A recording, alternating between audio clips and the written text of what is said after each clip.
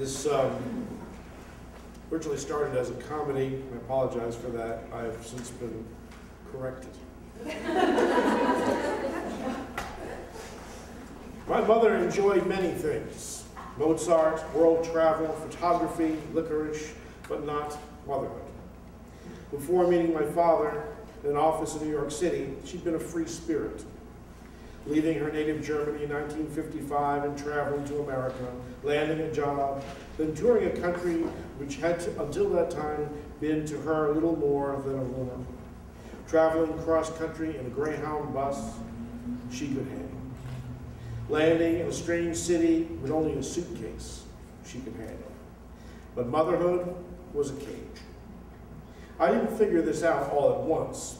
When I was 2, I was a happy kid growing up in a 2-parent household in Brooklyn, in the Bay Ridge neighborhood. Then it got bad.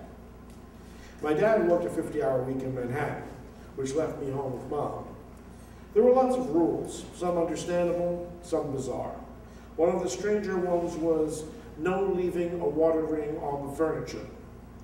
Mom made a fetish of coasters. If she could have covered every exposed wood surface in the apartment with cork, she would have. If for some reason I set down my cup on the coffee table on a hot summer day and a ring of condensation formed, that earned me a face slap. Spills, a spanking, back talk, a belt whipping. Now, the belt whippings, while rare at the age of 2, were commonplace by the time I was 4. My dad had this wooden valet, sort of a businessman scarecrow, which he'd hang his suits, ties, belts, and whose handy tray he'd place his pins and cufflinks. For the purposes of child beating, the valet was sort of a torturer's assistant. Mom always knew where to find the belt, and I knew it too. It amounted to a foot race, Mom running to snatch Dad's belt from the valet and me doing my best to skid her under Dad's bed. Yes, they had separate beds. If I won, she was pretty much out of luck. I could wait out almost any furor, any siege under that bed. And the best part, the belt was pretty much useless at that angle. If, on the other hand, she won the race, I was in for a good bare-ass belt whipping. On one occasion, she got to the belt first, and with no hope of reaching the bed, I doubled back and went for the haul. In her fury, she grabbed the wrong end of the belt and swung it wildly, buckled first at my head. I felt the impact and hit the floor, rolling into a wall. I think she thought she might have killed me because she froze in her tracks. I knew enough to stay down and to make the most of it, grabbing my head and crying as loudly as I could. The bell whippings tapered off slowly after that. When I was 5, my father took a job in Philadelphia. We moved to an apartment here. And it was there my mother devised her best act yet. It began with my father, who traveled frequently for work and was always away on business, was out of town. I was probably 6 at the time. And I did something wrong, spilled something, broke a vase, tossed a game to the floor, back-talked. Mom got this icy look. And I thought, oh, here we go. I was in for another beating. But she fooled me. She went for her suitcase and began packing. At first, I didn't get it. Where were we going? Then it hit me. We weren't going anywhere. She was. At 6, a kid doesn't have many options in that situation. So I cried and begged and pleaded, and she kept packing. Underwear, skirts, hose, blouses, toiletries, a complete bag. By this point, I was howling, swearing I'd be good, promising anything and everything.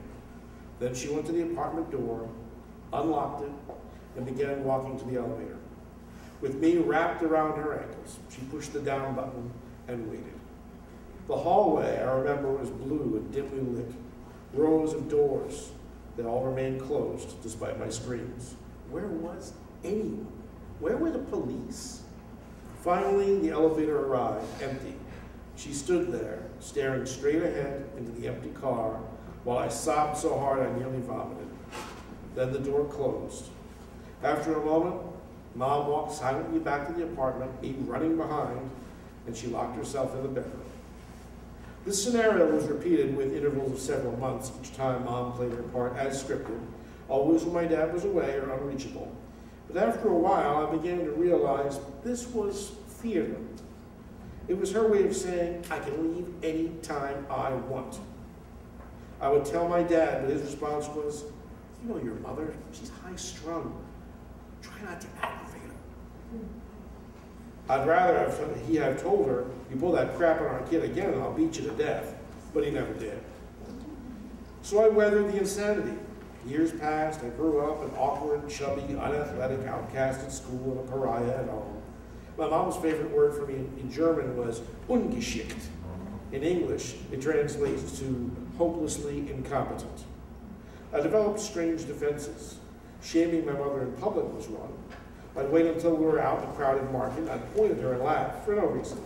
The more she demanded I'd stop, the harder I'd laugh. People would stop and stare. I didn't care. I knew that once we returned home, I'd be slapped, punched, whatever. I didn't care. It was all I had. The last time my mother struck me, I was a teenager. She slapped me across the face for something I'd said, and without thinking, I shoved her. I figured she'd land softly on the bed, but she went over awkwardly, catching the corner of the mattress and toppled to the floor. We just stared at each other. I believe at that moment we each saw a monster. But I saw something more. Her entire tinfoil empire of terror crumbled and broken on the ground. I extended my hand to help her up. She hesitated a long moment, then she took it.